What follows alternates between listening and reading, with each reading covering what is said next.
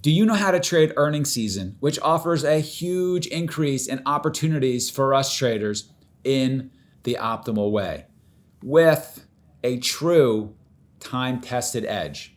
Our firm thrives during earnings season because our traders know exactly how to take advantage of the opportunities during earnings season. But if you don't have a precise plan with a proven edge, you're missing the opportunity for significant profits. And you're also risking your hard-earned capital irresponsibly. In this video, we're going to teach you how to crush it during earnings season. I'm Mike Bellafiore, and we're one of the top proprietary trading firms located in New York City and proud to have developed numerous 7 and even 8-figure per year traders. We hope you agree this is the top YouTube channel to help grow your trading account.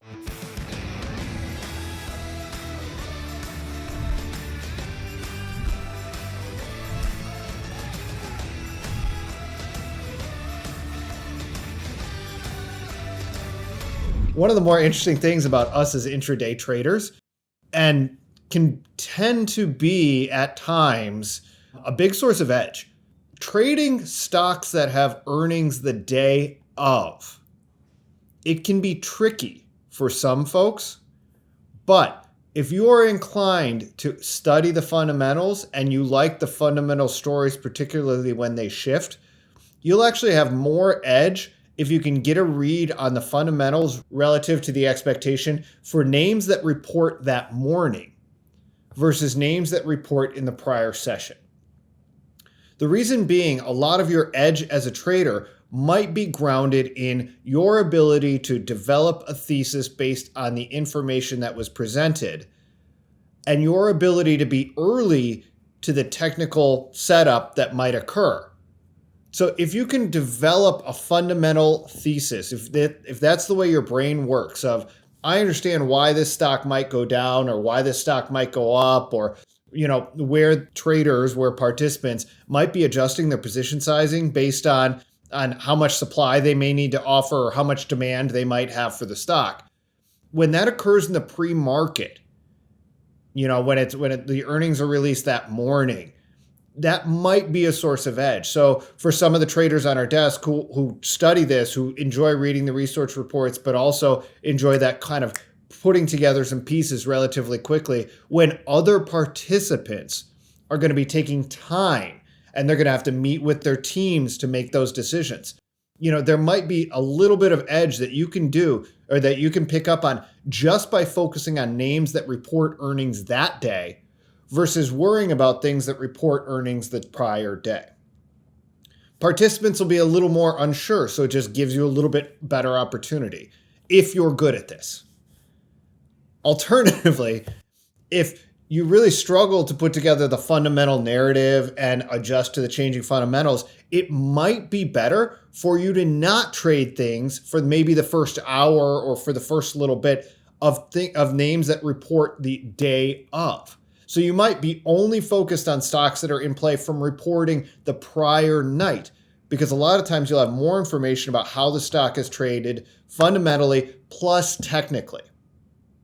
So that combination is something you may want to study over time, or you might want to lean towards based on what just makes sense to you in the market. You're going to have different participants and likely more participants involved in things when catalysts have had time to be absorbed, when they've had time to be analyzed, when people that are going to be offering more supply, they're going to be selling their stock, have had more time to make a decision with their teams. These higher time frame participants, these larger funds, these, family offices even that run teams. If they have the time to make those decisions, they're probably going to use that time. And then potentially you're going to be walking into a really good day 2 or day 3 for things that report earnings the morning of, where they might have had time the night before and then the prior pre-market in order to make a decision and be able to participate in that trade essentially day 1 of earnings, if that news came out in the after hours.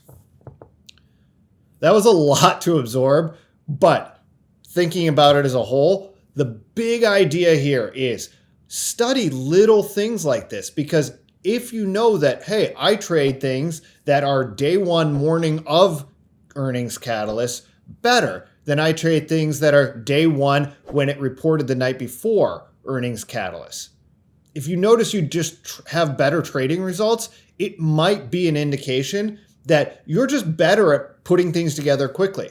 Or if the opposite's true, it might be that you really need to allow that story, that narrative to play out before you really have edge. And oftentimes, even just earlier today when we were on the desk, we were talking with two different traders, and one of them realized how much edge he has in a very specific thing and how he's giving away that edge in doing things that are too general.